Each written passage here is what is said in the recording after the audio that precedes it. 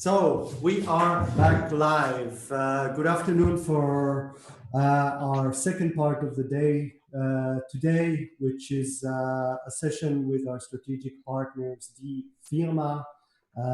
Marco, one of the founders, is here with us, and they're going to work with NGRAVE for the coming 2 hours on their, you could say, the digital communication strategy, or whatever you want to call it, Marco. But please tell the guys, what should they expect from these 2 hours? What's the goal? What's the result after these 2 hours? Go ahead. Okay, that's a good question, actually. I see I caused some irritations by hindering you using the word digital marketing or something like that. I watch all the live streams afterwards. They are on YouTube, the videos, so I can really get an insight on what you're doing. Okay, now just a quick introduction on us and what we actually are doing and what can be maybe the outcome of the workshop today. We are a creative consultancy, meaning we start with brand development and brand positioning in your markets. And at the end of the day, of course, we end up having measures and activities in digital channels, but not only digital channels. There are other channels, of course, which can be helpful and useful for marketing purposes.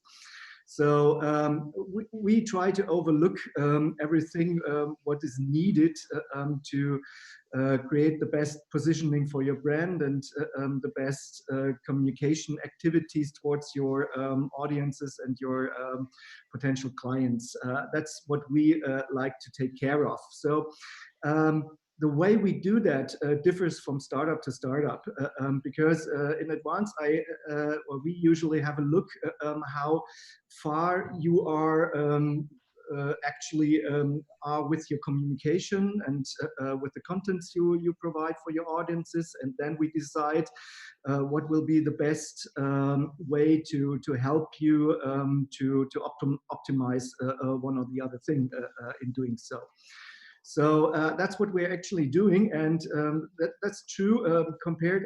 I already had 2 workshop sessions with Eamon and with Valega, and I did it differently with both, and it will be also different with you guys from NGRAVE, because as I have seen, your basics are, I think they're already there. You have a good mission, so we're a very clear statement. I really like that. That your mission is to eradicate the loss and the malicious hacking of cryptos. I love that. It's a clear statement. So that's really the core of your business in one sentence, and that's also one of your messages you're telling the your potential customers out there. And you have some good stories to tell. So that was one part when you introduced yourself in the in the introduction round there. I think you did a very good presentation, also compared to other startups, because you started out with a story, with a personal experience of one of your colleagues who had an issue with cryptos stolen and with a fraud problem, and so I was instantly able to really understand what your purpose is and what you're trying to achieve for your customers, so that you try to prevent them from fraud, of course, with a solution which is very, very unique. I also had the impression that the solution on the first hand, I was irritated. Okay, do we need something like a product, like a real product, to prevent us from digital fraud? But we do need it, and I like your product, and I like the thinking behind that. So yeah, you have a lot of things in place, and I would really like to talk with you today about the next steps concerning communication and marketing. This will be what we're trying to elaborate a bit on, and trying to find ways how you can, with a limited budget, how you can succeed in gaining new customers and positioning yourself perfectly on the market. That's what I try to do with you today. So yeah. Excellent. Great intro, Marco. Just two more questions. How old is the Firma, and do you only work with startups? No, not really. We're 21 years old, actually, or 22. We started out in '98, so we're 22 years. Yeah, okay. Yeah, we have been a long track record. Normally, we work for yeah, bigger clients, of course, with bigger corporations, like a lot of B2B and industry players in Germany, but also throughout Europe. We have quite a lot right now, quite a lot international customers, or at least international projects where we work yeah, on a strongly international basis. But we also have a very strong record with startups. I think since we founded, we had contacts to the startup scene, not only in Germany, but also in the States. We worked for a longer time for a Stanford startup called Sheet Music Plus. It's still existing. It's like Amazon for printed music or something like that. They're still doing a good job, and we helped them to grow at that time. Way back into time, to be honest. Yeah, and starting from there, we helped a lot of startups on our way, but we even also founded startups on our own, or we invested not only as a mentor, but also with financial activities in other startups. So yeah, we know a lot. Our range is very broad from the topics we're covering, and yeah, and I'm looking forward to what we can do now for the crypto and blockchain community. Okay, excellent. So yeah, I will not talk much for the coming couple of hours. Ruben, introduce yourself, your team members who are here, and obviously NGRAVE is launching its product on May 26th. So as you said, Marco, they are quite ahead. So I do hope you can bring in some value in this session. I hope so too. Take it away. Ruben, yep. Hey. Good afternoon, Marco. Good afternoon, Ram, and good afternoon, team members of NGRAVE. I think what I want to say is, so hello, my name is Ruben Merre. I'm co-founder of and CEO of NGRAVE. Edward is the Chief Operating Officer and Xavier is the Chief Technology Officer. And exactly like you said just before, if we look at our mission statement on our website, you will see that security is incredibly important for us. And if I would have to say one thing about our team, I would say that every day we jump out of our beds with that one big goal in our minds, and that is securing our crypto, securing your crypto, making sure that nobody can steal it from you, making sure you can't lose it yourself. And that's something we work on every single day since the last 2 years. And every day we jump out of our bed just to do that for the next 15 hours. Then we go back to sleep, we wake up, we're thinking about your security. That's perfect. That's real engagement.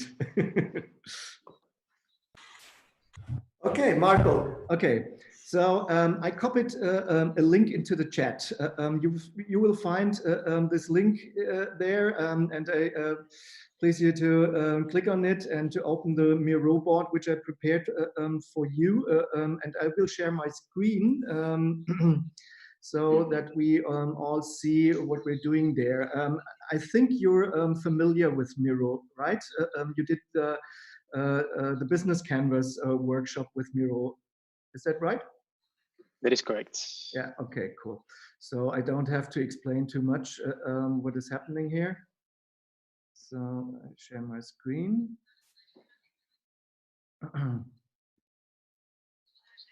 So have you all access to the boards? Yeah. Um, I'm in.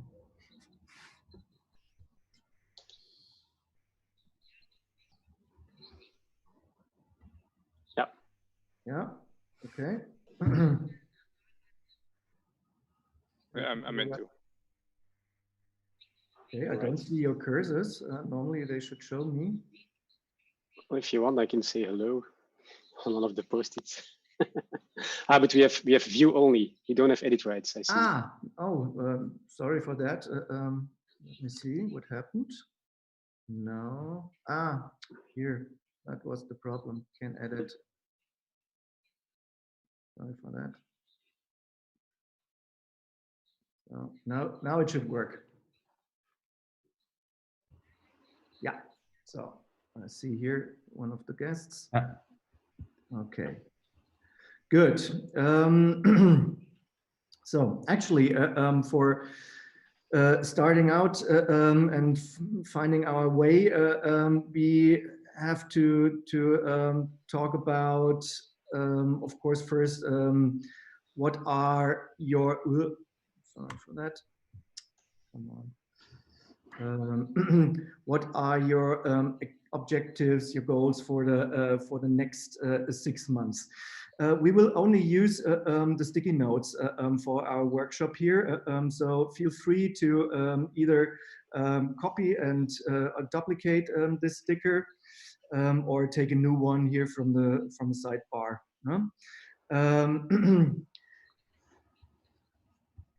So I'm interested in that I've seen what you were writing in your pitch deck, that you try with the next or in the next couple of weeks and months, you try to support something like a pre-order campaign, or to set up a pre-order campaign. Did you already did that, or is it still in progress? Yeah, so the idea is that we will launch our Indiegogo campaign. So Indiegogo is a platform like Kickstarter. It's more or less the same size. It's worldwide, but it's more focused on tech hardware, so not pure hardware. Yeah. And that means that we have around 3 weeks to go before we actually have the first day there. So the 26th of May, which is a Tuesday. Okay.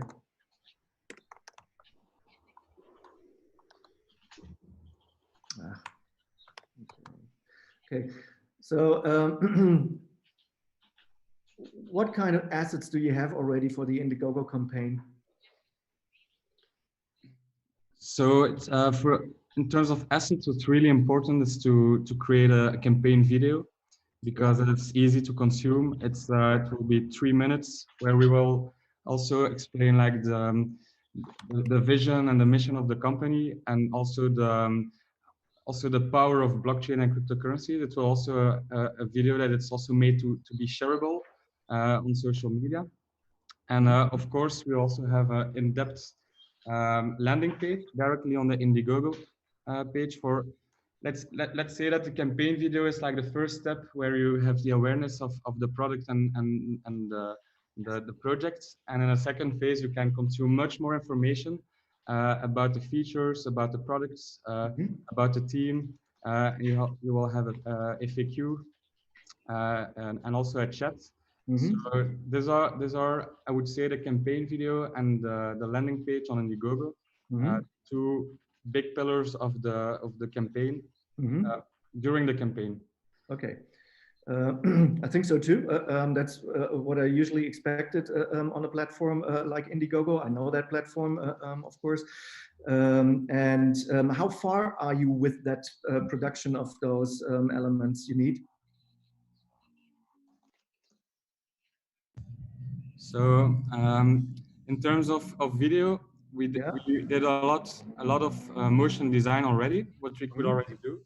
And for instance, yesterday we had a whole day of shooting, where we also have live action, because it's really important for us that the message is that our product works. So we have video where people use the product and atmosphere images. So let's say that the video will be finished in 2 weeks. So with 1 week buffer before the campaign. Yeah. And then in terms of landing page, we also did a lot of product photography yesterday. So we already have a 80% finished draft in Indiegogo with a lot of placeholders. And now it's just about filling in those placeholders, the copy, which also need to be tested with some people before we go live. So we also intend to do this to test already some audience to see what key messaging is still missing or what should be more important. So that's on the roadmap for the coming 2 weeks. Can you give me an outlook on the storyline of the video? What will happen there? What will you talk about? The structure of the video? So the first minute will be like more a sort of inspirational video about blockchain, cryptocurrencies, but also like stating the message and the mission of security, why security is still important, and why we still need that kind of innovation in the sector. And the second part of the video, which will be a 2 minutes long video, will really be about the storytelling. Like we see the founders explaining the story mixed with motion designs. It's about why NGRAVE exists and what we do, and then also showing the products and the features and why those features, but really focusing on why you would need or why you would want to have that product. And if you want to go really in depth in details into the features, that's not something you want to go too much in detail in a short video. There you have all the information you need in the landing page. And if that's still, you still have questions, then we have like a FAQ on the bottom of the page. That is also, I would say a moving FAQ, because we also have created a dashboard for us internally to also monitor every incoming questions that we could really be active on showing the most active asked questions, because also now we can already have a sense of what people ask first. Which coins do we support, for instance, is something that comes really long, so that we can be active on those type of questions. Very good. Sounds very good. Okay. What kind of side activities or accompanying measures do you plan besides the Indiegogo campaign? So we will have multiple channels for this. So since let's say since the first day we started NGRAVE, the first thing we did is open a website just to already start building our email list. So the last 2 years we built an email list about people who subscribed to be kept informed about the launch of the product. So we will have a specific email marketing track for our subscribers. We will also, I think because it's a hardware product, it's a visual product, we need also people having to talk about it. So we identified and focus on people who can also act as a sort of ambassador or bringing a message to their audience. And I'm speaking more about influencers, because we have also new things, new innovations inside the product. And it's something that you need to see and you need to speak about. So also have content, video content on platforms like YouTube, etc. And one example we also do is right now we are running also a giveaway contest. So everyone who is interested into winning a combo pack like the wallet and the backup solution, you can go to our social media and just subscribe there. And this we will also it's a giveaway contest that runs until the start of the campaign, let's say, also to start creating some awareness and some buzz around the project and the launch in 3 weeks. Okay, I see. Thank you, Ruben, for that advertising break on the board.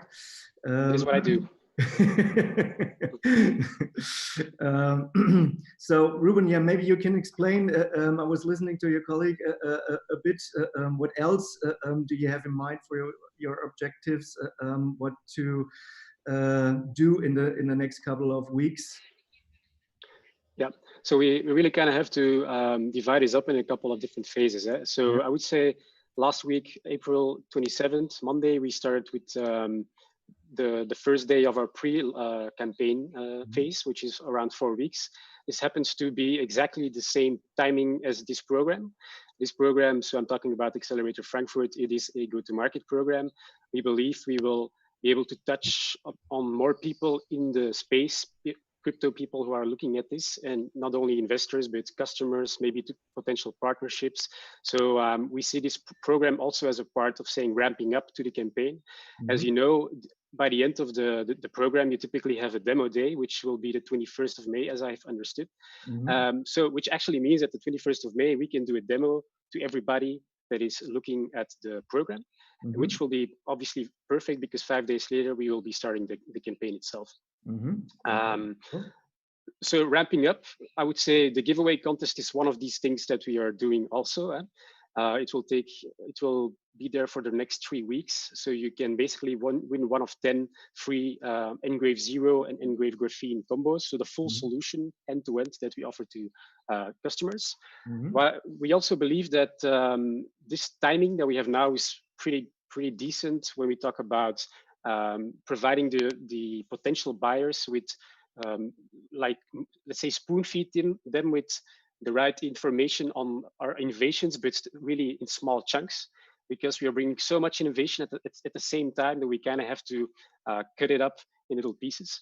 So we did a first, let's say, press release last week. We were featured by, for example, Cointelegraph, which is one of the bigger publications in the space. And in the next coming days and weeks, we will actually have more info that we will be bringing to market.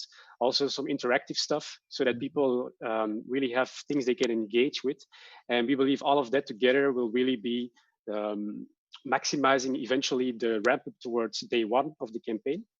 Day one of the campaign, I see it kind of as a separate phase by itself. Why? Because it's that day that people can get the biggest discounts when they buy. And Indiegogo also has this algorithm that checks, okay, in the first 48 hours, do you reach your goal? Yes or no? If you do, you will actually be boosted a bit. And it is also a truth that you have thresholds. So depending on which threshold we reach in our campaign, we are able to give you specific additional perks that you can only have within an Indiegogo campaign. So I think that first day will be really important, obviously, or let's say the first 48 hours. And then what you typically see in a campaign like this is you have the bet top medal. So basically you have a spike, then you have 30 days of nothing almost, and then you have a spike in the end of the campaign.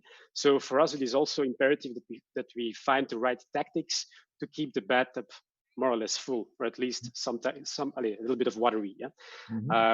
So therefore, we kind of have to, again, apart from doing a couple of big bang or big blow parts, we need to keep feeding the audience. We need to keep them engaged. We need to keep putting interesting stuff out there that people actually want to see, so that we don't come across as an obnoxious project just trying to sell the same wallet 50 times over again.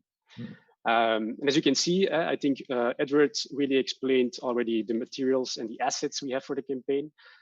We work with dedicated roadmaps on 5 years basis, on 1 year basis, on a monthly basis, and we even have one that we look at every Monday morning on a single day basis. And then when I talk about everything we have in the company, so it can be from product design to industrialization factories to this kind of stuff. We look at that every week, at least one time in detail, so that we know what we have to do in the next week. Okay. And then if we look at traction, I would say some of those speak obviously for themselves, but we have a PR partner now. We are working on our influencer partnerships because, for example, in crypto, YouTubers are one of those important segments in the influencer space, and so on. Have you already identified those influencers which are important for you? this is something that we do on a continuous basis. Okay. Yes. So yes, we have some in the pipelines. We have some we still have to talk to. We have some we only want to make sure we have them for the bigger parts of the campaign. Yeah.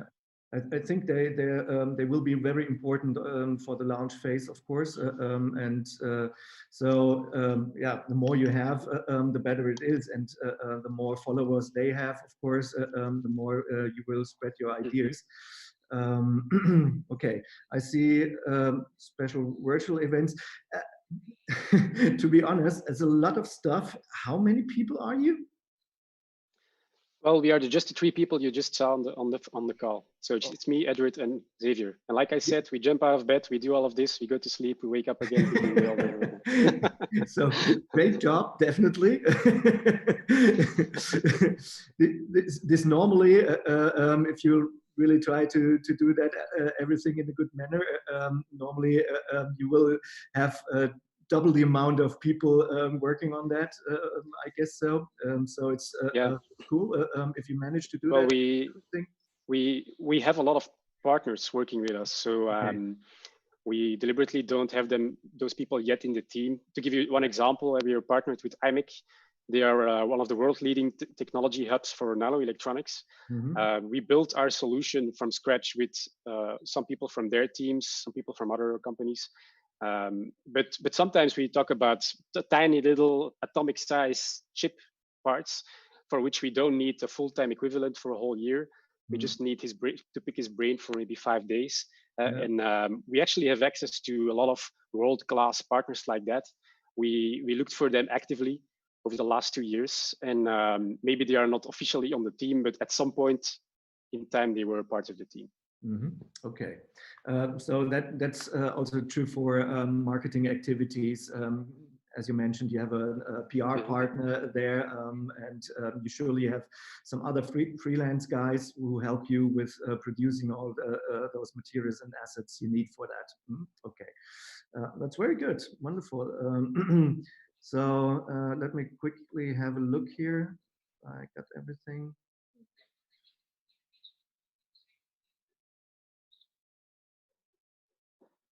Can you explain the anti-bathtub model tactics? Yeah, so that's what I just mentioned. The beginning of the campaign, you start off, you have a lot of traction. The end of the campaign typically as well, but in between, you kind of have this no demand kind of model. So you have a beautiful bathtub basically, but it's empty. Okay, okay. Yeah, it's hard to call it a tactic, but obviously it's a picture, a metaphor for not losing traction at that point of time, of course. Good. So I think you're already aware how and what marketing communications can do for you on different kind of levels. What's very good. That's what I wanted to see, how you have something like a hub where you can start off, where you can put all the information on in different levels of information depth, of course, and then you need accompanying measures which lead to that kind of hub platform.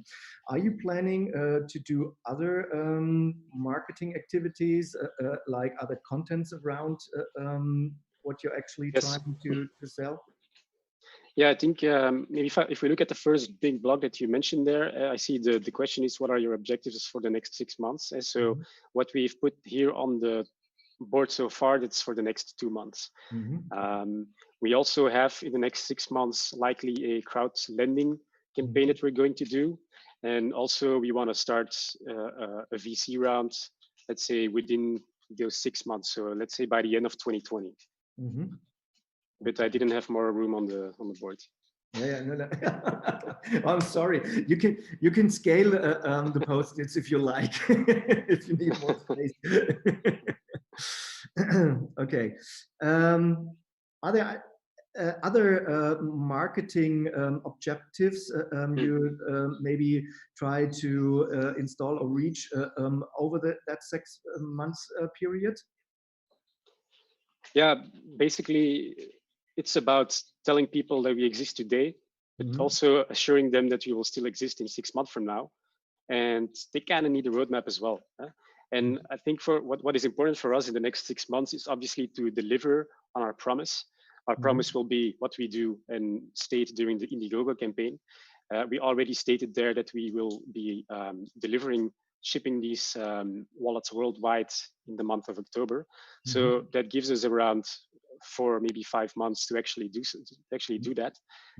So that's definitely one of the big goals we still have to work towards. That means that we have to communicate transparently to our customers so they keep trusting us.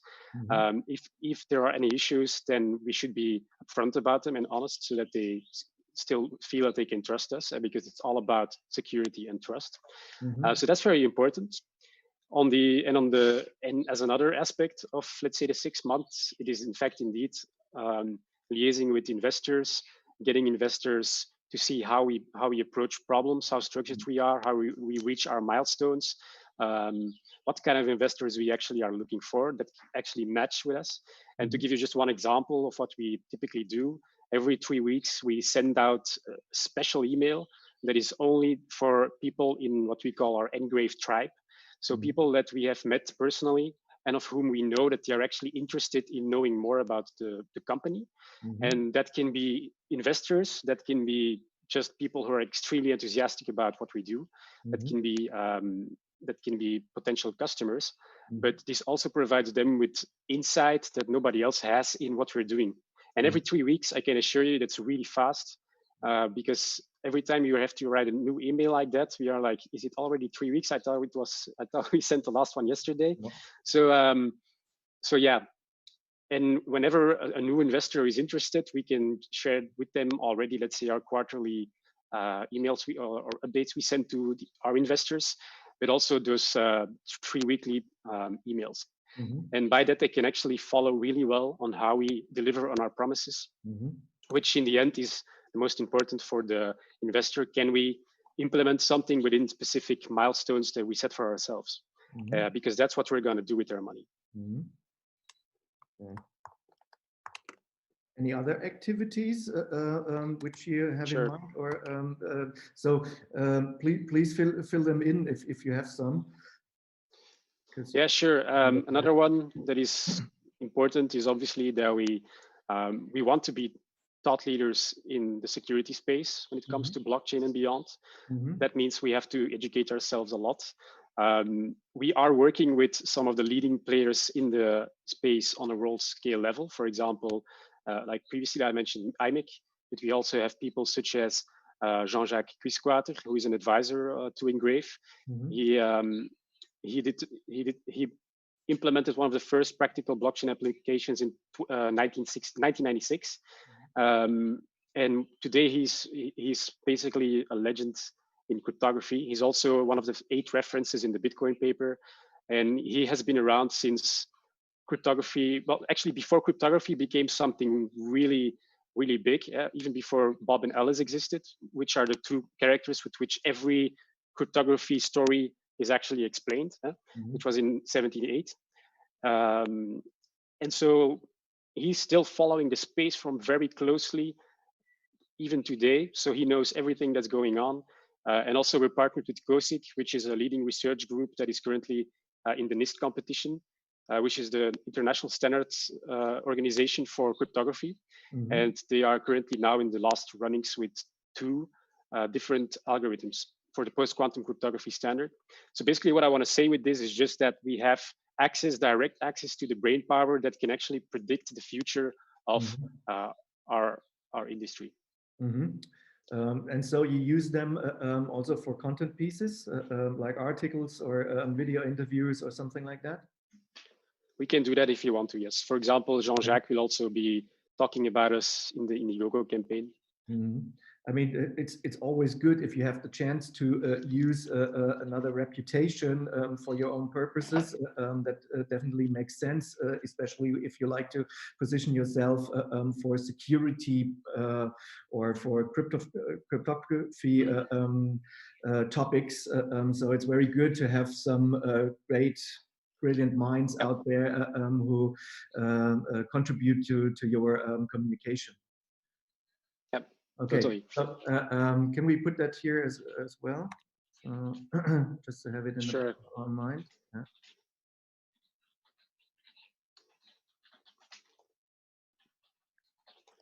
I'll make it more abstract, and you make the. I'll add a couple more.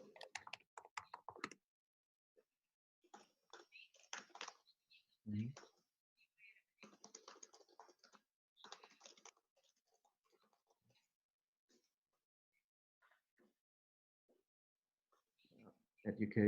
Education, of course, is still a big topic when it comes to crypto and blockchain. Of course, as you definitely know, this audience out there, the crypto enthusiasts, they of course all know how the systems behind that works, and they trust or they believe in the strength of the system. You don't have to explain too much, but if you really like to achieve a bigger adoption of crypto activities out in the world, it's very important, of course, to generate trust for crypto in general, and of course for yeah, making the people believe that it can be safe and secure for them to get active there on or with different things. Yeah. Yep. Okay. So yeah, this will be a more mid and long-term perspective to position yourself on the market, of course, for every security reason. One question I have is your wallet just able to store keys and information of cryptos, or will it be also be able to have other bank account information or something like that in the future? Yes, so the way you have to see it is our device basically contains all the cryptography you would require, even beyond blockchain cryptography. So that means that indeed we could, for example, replace the hardware security modules of banks, as we are in a way the logical evolution of those hardware security modules that exist today. Most of them still work through USB connections, or, well, I would say that our solution is more user-friendly, it's more secure, and it's actually a logical step if you want to implement this in the back end of your business. So we actually already talked, because some of my friends are entrepreneurs in totally other industries, and we already had brainstorms on, hey, how could we actually implement this in our solution? And there were many use cases beyond blockchain even. So. Yeah. So, I mean, the bigger perspective would be that this solution you're providing is like a digital safe for everyone who likes to prevent his digital assets from fraud and everything. Right. It's also a step-by-step process where first use case will be the private keys of cryptos, but after you could also secure healthcare data, for instance, for certain institutions, or also files that you could encrypt it with the device. But once we go, the thing is also to go out of the building and to look for what do people want, what do people need, and also consider all those options. Quick question, sorry. Can I store my passwords in the device? It is a use case that indeed is actually quite a small, just a small stretch to include. Ledger does it, for example. It's actually a bit strange that other hardware wallets don't do it. So it's something we will likely support, not in the first phase, but in the second phase, yeah. And also something I wanted to add is, okay, today this is the form factor of our hardware wallet. And so it's a touchscreen device. Why is it this size? Why is it touchscreen? Why is there a fingerprint sensor on the back and not facial recognition? So all of those things were at some point assumptions that we tested over several iterations with users. So the user actually told us, this feels best in my hand. I don't want to have a facial recognition because I will feel watched by my security device, and so on. But it also means that this form factor, it has a reason of being like this. And it also means that the form factor can completely change. And we can, in the extreme, build a hardware wallet that fits into your wrist. And you only have to do like this if you want to sign a transaction. I'm not saying that's my vision of the future. I'm just saying It could be. It could be, yeah. Okay, that's very important because, of course, you try to start out in a community which is very close to what you are doing, or you have a big benefit for them which you can offer. But the system itself allows a very broad usage for future purposes, and that's very important to have it in the back of our minds, of course. So when it comes to your target groups, you were writing that you basically have 3 segments. You have like a B2C segment where you try to reach the crypto enthusiasts, I guess. Then a B2B segment, which you have to address like banks if they want to use those kind of things, and you have the B2B2C aspect, and whom are you addressing there? Other crypto players which sell that that device to their customers then? Yes, so you have different. I would see this a bit more as, let's say, go to market. So there are different customer segments for sure. Yeah. We can go from B2C to B2B to B2 government and to beyond blockchain and so on. One important thing we always have to keep in mind is focus on one thing at a time. B2C is where we're focusing right now with the Indiegogo and in the next coming months. And yes, so we actually went out of the building. We asked a lot of questions, tried to test our assumptions. We also have customer personas. So we actually have people with a face and a name and everything that you can think of behind their person. That's great. Yeah, but that's what I wanted to ask you. I think it would have been really helpful before that I had a glance at your marketing plannings and the background work you already did. So we don't have to do it right now, of course, but would be helpful if you can maybe elaborate a bit on those profiles in the B2B segment. Who are those people you like to address, and what kind of common denominators they have, and what kind of needs and wishes they try to fulfill. Did you just say B2B? B2C. I said B2C. Okay. I think that's the focus group for right now, right? No, that's correct. That's correct. Okay. So you want me to like describe these personas, just like that? Just a little bit, so sure. I get a clue. Sure. So one of them would be developer Darius. That's how we call him. And what we thought about that guy was he's 28 years old. He's a full stack developer. He works in the insurance space. He is living in Zurich, in Switzerland. And in terms of character, he's somewhat introvert. If you think about who he is, he's smart. He's open-minded for new things. Sometimes he's geeky. He loves to code. He's a problem solver, analytical, and he believes in blockchain. If you would say what are his goals, then I would say his goals are to better understand blockchain technology and also to find blockchain use cases that are in one way or another profitable.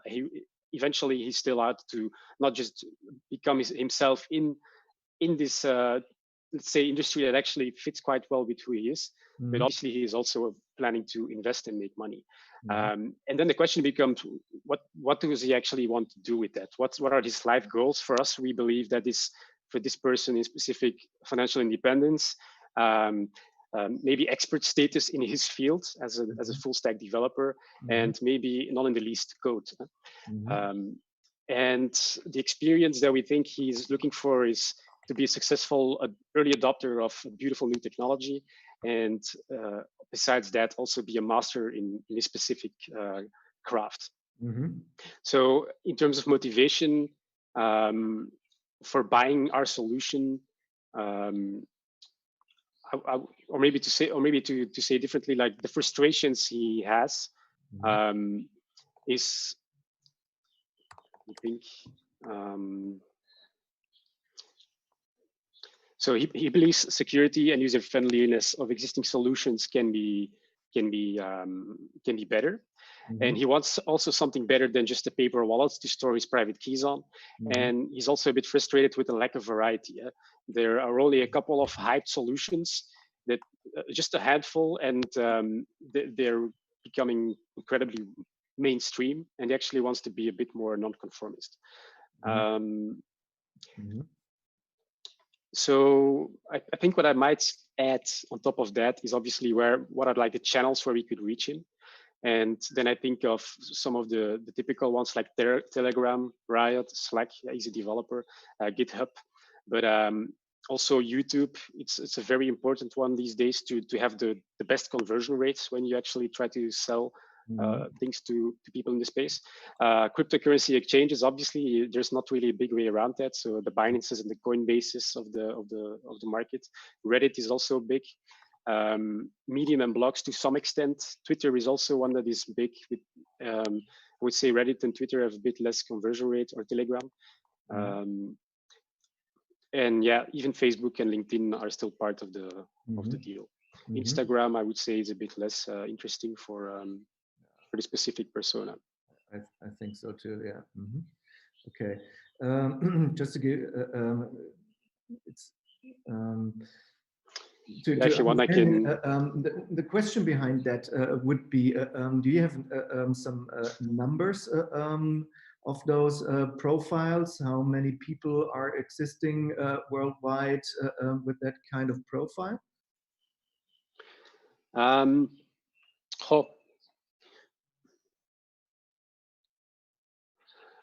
Yeah, so I would say we've done a lot of, let's say, research internally, so we don't really share it with the outside world. But from the very beginning, so in April 2018, we told ourselves we have a big problem with security. We need to fix it, right? So we went out of the building and we asked people questions about security in every possible form we could imagine. One was, what is the most important thing for you when you're buying a crypto wallet? And it was security. 80% of people said security. 80% of a couple of hundred people said that.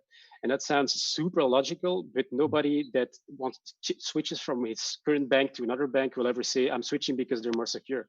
He's saying, I'm switching because I like the green better in the logo than the red.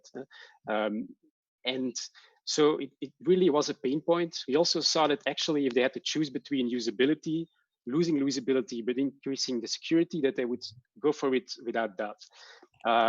And we also noticed that the people who are saying this were generally, or the people who actually wanted to answer on that survey, were mostly people in that age range of, let's say, 27 till 45, and let's say with a sweet spot maybe a bit higher than 28 years old than we have here. But yeah, we could also see a bit more like where they're from. That is also a bit biased because we really went to look for the European market and the US market as our first target markets. But that we also validated with research that we could find online on the fact that those two markets actually make up 60% of the total of our total demand. And obviously the rest is a bit more scattered, and it is especially in the Asian or Eastern markets, which is a huge market that we should not neglect. And we will not neglect it, but we have to go in phases again. And also, I think the Indiegogo campaign can provide us with that specific pool kind of strategy. The demand reveals itself because they can just tell us on the platform. So that way we can also readjust our strategy and including them from the very beginning if we think they are tangible enough. Because the big question, of course, will be you got to have some first mover people, and of course those kind of really tech savvy and tech oriented people who already know what crypto is and how it works. They're of course the first movers. You can convince to try out your solution and your device. But the question is really okay, how many of how many people of this communities are actually interested really then in buying the device, and what do you need, or how do you need to convince them that this is really the best solution for them to get active? Because what I think is the topic security is much broader than just storing your keys or your financial data. It has to do with the system itself. Is crypto really safe or not? And this will be also a question to be answered for them. Of course, you're delivering a part of that answer to them. Okay, I would say yeah, sorry. The answer is already there. The answer is no. Crypto is not secure. I don't have to claim that. The numbers prove it. So 2018, $2.5 billion stolen. 2019, $4.5 billion stolen. 2 days ago, for $52 million stolen. It's a never-ending story. But that is exactly why we're in the market to get the curve, turn it around, and go to zero as much as we can. Yeah. Yeah, definitely. This is, by the way, the only chance to manage a broader adoption of crypto, because if there is such a big thought, nobody will jump on that train. Yeah, not of the normal people. And also what we found out is that actually a lot of people are aware of the lack of security, and a lot of people have still their cryptos that they don't trade just sitting on an exchange. And there we looked at what is the barrier, and it's really about the ease of use and the user experience. That's why we also focused really hard on that part, because they said, like, if I have an easy solution, I would want to have it, and then I would have that peace of mind. So that was really something that they wanted. And if you look at the adoption life cycle, of course, we will first go for the innovators and the early adopters. That's how we want to reward them with really attractive discounts on the Indiegogo, because we know that there is also a lot of people who will just wait until the products are shipped, or the products get reviews of security, of influencers, of people, of the community, and then they will come to the early majority and the late majority. So that's a bit how we want to capture that cycle. Yeah. And there's one thing I want to add to that, and that is that remarkably, and funny enough, usability is actually, in our opinion, a dimension of security, because your device can be completely, super, utterly secure. But if you as a user can make a mistake because of the usability, the whole security system fails. Yeah. If you can, by accident, wipe away your keys, then your device isn't secure anymore. So the usability itself is actually a dimension of security as well. Yeah, definitely. This is a big factor. We already talked about those micro-influences, which can help you to spread the word. So we don't have to fill in that right now. I think you know the people there, and who is important for you and who can contribute to your communication. Of course, use everything you can with those micro-influences, even I mean, if it's unpacking videos or whatever they can do, they should play around with your product and present it, of course, in the best kind of way.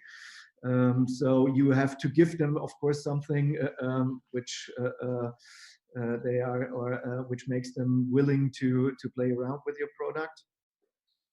But that won't be, I think, a very complicated thing. So let's jump to here. We were talking about, already talking about barriers and hurdles for people to using crypto and your device. Maybe you can fill in some bullet points here, which really prevents your audience from using crypto as a currency, as an investment, and B, taking your device or using your device for preventing fraud. What can that be? Are there any habits right now among that group which prevents them to switch to your solution? Or do they have maybe some also fears by using your device? Is there something, or have you already answered all that questions for them? Yes, let's have a look. So I could fill this in. So yeah, I would say one of the barriers is I want to invest more in crypto, but I know it's not safe and it's also not easy to do in practice. So you have the security part that's missing and the usability part that is missing. So I would say that's a barrier. So I can maybe put barriers, security, ease of use.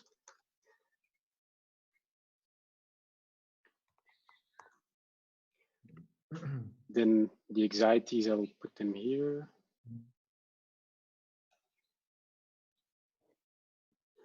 So I would say my anxieties are my crypto will be stolen. I feel vulnerable when I'm online. Okay. Every time I log into an online or connected platform, I think, and that's very, very important, is everything still going to be there? And so that's a feeling that I think everybody who has crypto has had at least once, and probably every time he logs on to his solution. Yeah. Also, another anxiety is I can make mistakes, like I just said, because it's very easy to make mistakes, and obviously mistakes mean you lose your crypto. So they want to have a foolproof solution. And also, I think what people probably are looking for is I want to be in control of my assets. Okay, this thing is too long, getting too long, so I'll put these two somewhere else. I would also add the fact to have like a backup solution that you can trust. That if something happens, that you can still rely on your backup solution. That also needs to be secure and safe, of course. I need a secure backup. Yeah. Marco, is this the place to add perhaps patents? Yeah, patents for them is not a barrier. So it's patents is more from the company perspective, how they can assure that nobody will copy that solution, of course. So this is more the perspective of the customers here. Yeah. Okay.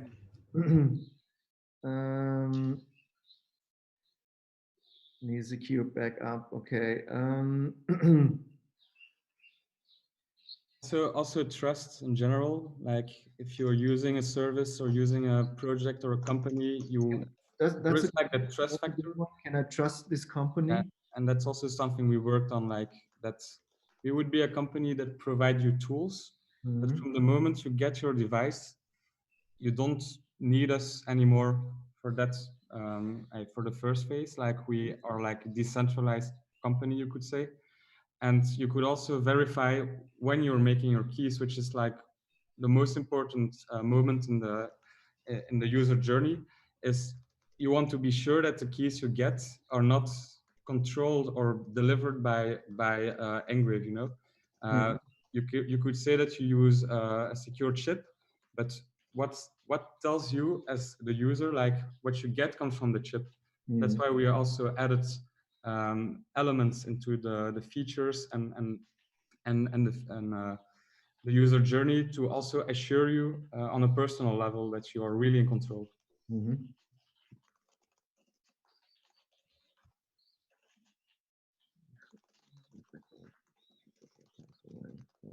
Okay, as you answered a lot of questions already with your solution, definitely. What are the people doing actually when they try to prevent fraud? How do they behave right now? What do they do? Well, so it depends a bit on which solution you use. But if you would say I use a cryptocurrency exchange, you basically leave your security entirely up to the exchange. Apart from the fact that you can obviously authenticate in different tiers of security. So you can use no SMS authentication or yes SMS authentication, or you can use two-factor authentication like with Google authenticators, the latter being the best of the three options I just said. But in the core, in the essence, you never own any of your own secret access keys. The exchange does. You just have a platform to their platform. So you have access to their platform, and they have access to your secrets. That's a huge problem. It's not. The data shows that is a huge problem. So people can probably go next level. Is I make a software wallet. The problem with these software wallets is that they give you a key. You see it on the screen, so you get a private key, but it's actually shown to you in an online manner. And if I'm a good hacker, I can either take a search algorithm, find it on our computer, or even better, I can just scrape it from your screen, and or at some point sooner or later, I can fish you into giving me your code. And again, those private keys, the core of security in the crypto space, they should never have a touch point online at any point in time. So that's also what NGRAVE does. We have a fully offline solution that creates your private keys offline, that thinks about all the residual tiny risks. If there is still third parties that might know what your key could be. So you can take certain measurements or precautions. The problem is none of them will suffice sufficiently. It depends, of course, what your risk appetite is towards losing your crypto. But we believe that crypto is extremely volatile, but the most extreme form of volatility is going to zero, losing everything, and that's what happens when you get hacked. And that kind of volatility needs to be removed. And of course, we're not replacing exchange or software wallets, because they have their needs, of course, but it's just about minimizing and doing your own risk assessments, where you have your savings account, let's say.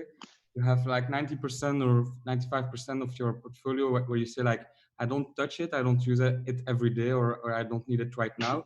This one you want to put it in a safe place. And of course you can use still exchanges to trade every day, or software wallets to also be much more liquid with your assets. But you're just providing us so you're not replacing them, but for them it's an additional device they can provide their audiences to make their transactions and their behaviors safe at the end of the day. Yes, exactly. So indeed, just like Edward says, for us, we are a complementary solution to a cryptocurrency exchange, to any kind of online solution. We just provide their users, because many of these solutions have thousands or millions of users.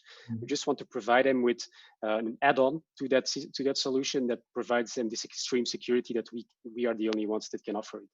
And that's also why we try to make the integration part between those two solutions as simple and straightforward as possible.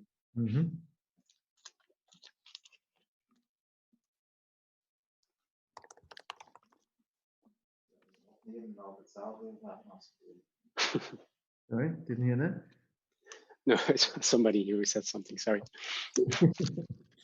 All right.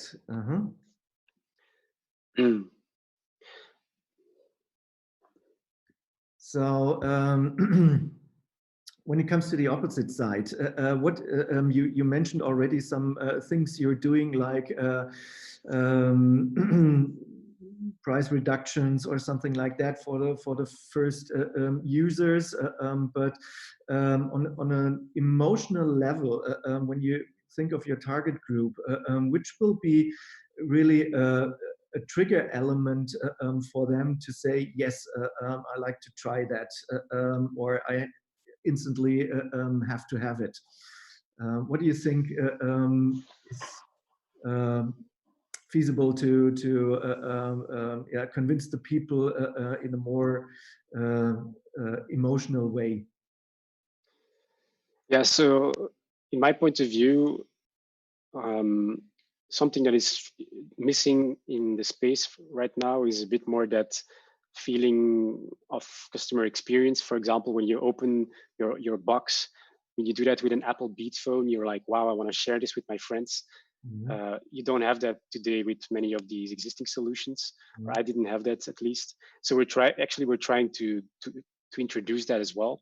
And I think the most important reason is because the actual underlying trigger for buying things is emotional. You buy because of your emotions. And if you see our solution and let's say it looks as slick as an Apple iPhone does on the Apple website, you buy those things just because they look so amazing, and you're not thinking at that moment. You're just that's how people buy Ferraris, and then they come home. Their wife says, "Why did you buy a $500,000 Ferrari?" And then they start rationalizing it to their wife. Yeah, because of XYZ or ABC, but actually it's just because they really just wanted it and they bought it. And even though our solution ticks all the boxes, so it has the security, it has the user experience. We still believe that that emotional factor is extremely important, and the emotional connection you need to have with a brand over time, it's also extremely important. So for us, at least we try to get to a point where we can identify as much as we can with the end user. We are end users ourselves as well, by the way.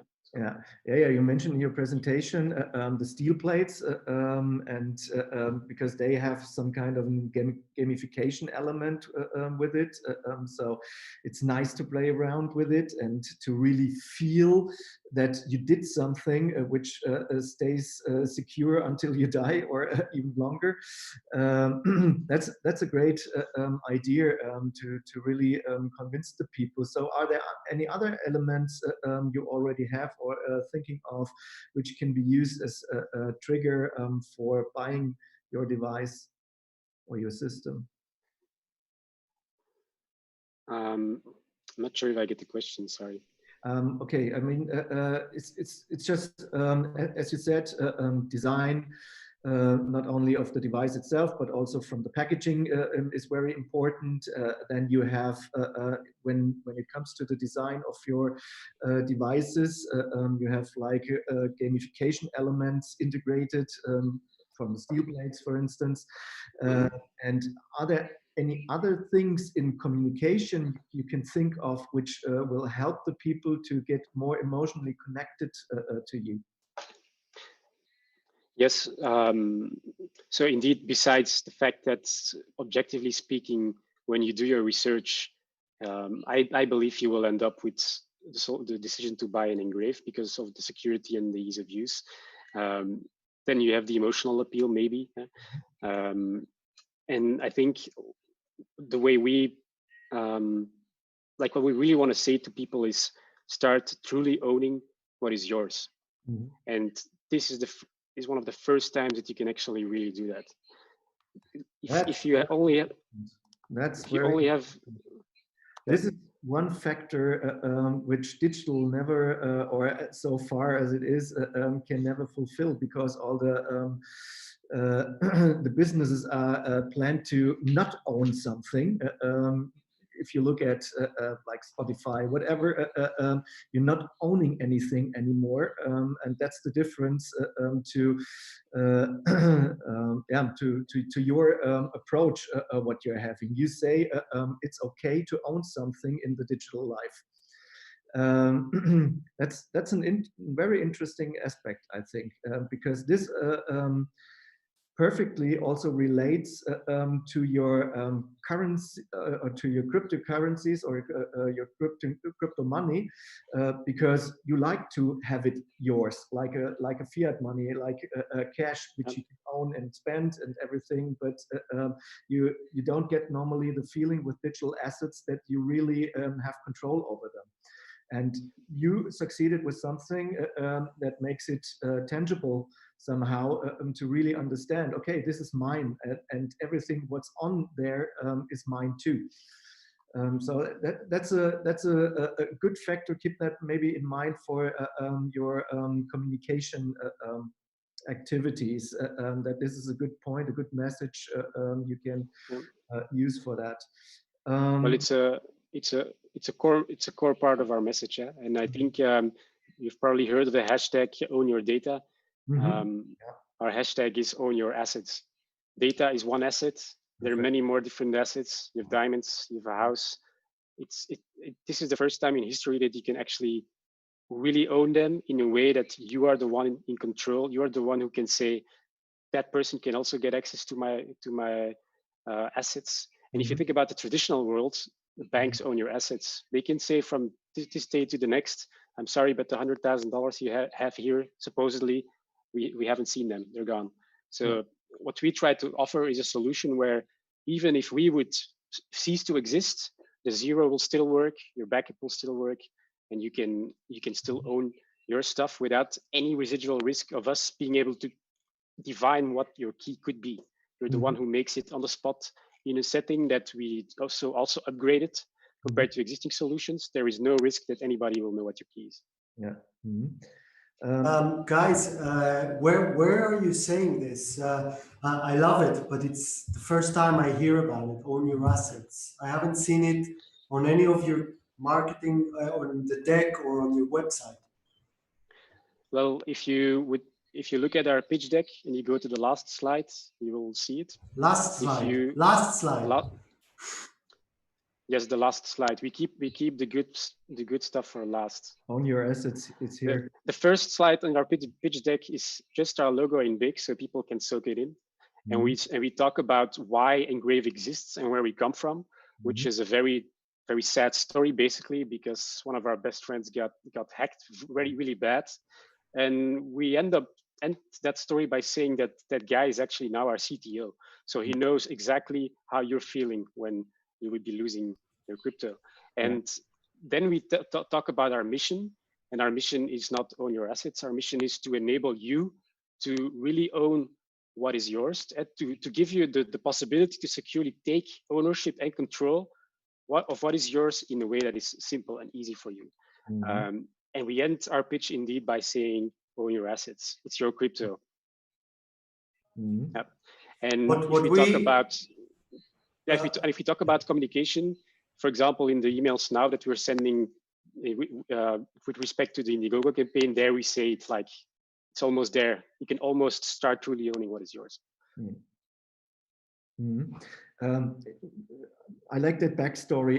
You also have it on your website. Let me see where it was. It was about you, and you have it down here, the genesis of NGRAVE, and you're talking about that story of Xavier, that he had an issue with that, and from there you derived your business concept. Does that is that also part of the storyline of the video? Yeah. Yeah. Okay. Well, I think we kind of start a video with like 1 minute where we really do a bit more inspirational things, and then we go into the fact that the solution exists and why we build it and what it can do for you. Okay. So I'll go back here to the screen. All right. Let's do a little brainstorm about maybe even more activities or messages which will be important for your core target groups here. Because what I was thinking about right now was maybe you can do something that you portray a new user in his daily life, so to say, and how he actually uses your device and what kind of experiences he or she is doing with your device over a certain period of time. Like, let's start with maybe every week you talk to that person and show the progress, how really the usability worked out. Is it really easy to use? And because that makes it very transparent how actually somebody is feeling while using your device. That would be an idea maybe, but maybe you guys have even more ideas.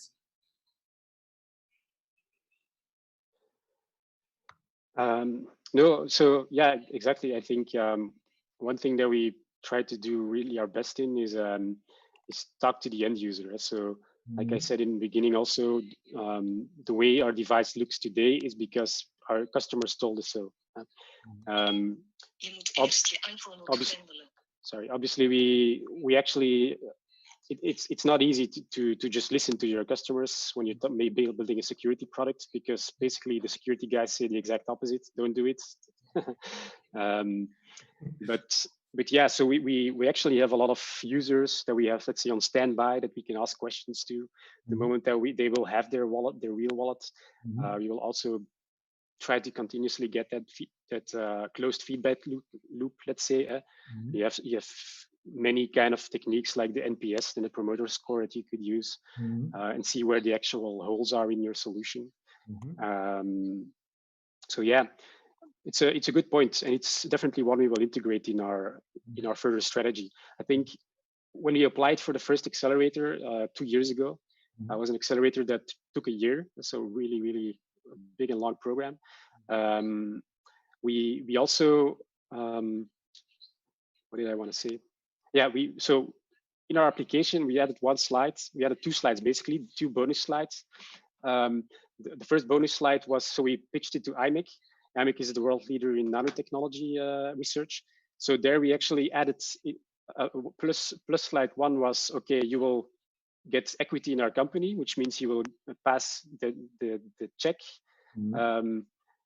when we have profits as an investor. But you also, if you also want to build the chips part together with us, you will actually already pass in our cost parts of the income statement as well. And the second bonus one was actually what we invented a bit ourselves. We call it the PC process, the product the product evolution. What was it? The product evolution. You remember it, Edward? Challenge, the product evolution challenge experiments. And basically, it's an iterative process that keeps coming back to the very beginning. And what we do in every new iteration is experiments with the voice of customer, experiments with new materials, experiments with randomness generation, because today we use biometrics and light, but also experiments with on usability and customer segmentation. And all of that together, we would do it on a continuous level, and basically thereout would come the new ideas for the next iterations of our product. New segments. Yep. So yeah, obviously, customer, super important. Involve them as much as you can.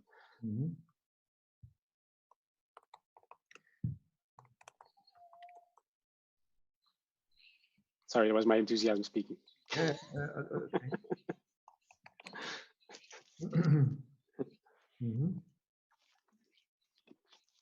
Let me remember it a bit. Okay.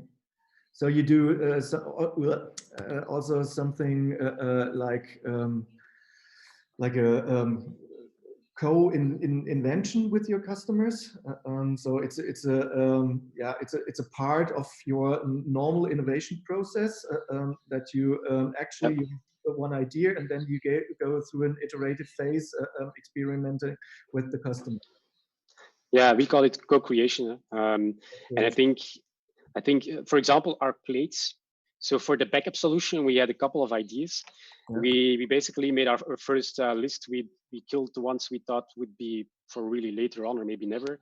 And we eventually ended up with 3 kind of backup solutions. And each of them had that same principle of you have to split the key. And the one that won from our customer interviews was the plates. And then we basically continued on the plates. We checked the usability, like what if I make a hole and it's the wrong hole? What can I do? Really all of those things. One of the things we haven't done yet with the plates is that you can actually you can actually, let's say, make a piece of art on them. You can ask us, hey, I want this on my plate, a picture of me and my wife. I hang it on up in the kitchen, and I can see every day that my 50 Bitcoins are still there because it's just me and my wife smiling back at me. And so those are all things we still have to do. We know people will love it. And we also actually know kind of the willingness to pay, because we also asked them, okay, if we do that, what would be the amount you would be willing to pay for something like that? Ruben, I think the picture idea is great, because I was just comparing your website with Apple's, and the main difference is that Apple has faces of people on their devices, you know, pictures that they show on the screens. That way you could show like nice, because people, I would think, have an easier time to see themselves in this context when they see pictures of themselves, you know, or similar people. So when they see people on this metal plate, they will. Oh, we have a camera on the wallet, so we should integrate that feature. It's a really good remark. It's a perfect remark. It's the one thing we still want to do, but we don't want to do it on our device because the device isn't really the use case to have your pictures there. But it's exactly what we want to do. So thanks for that.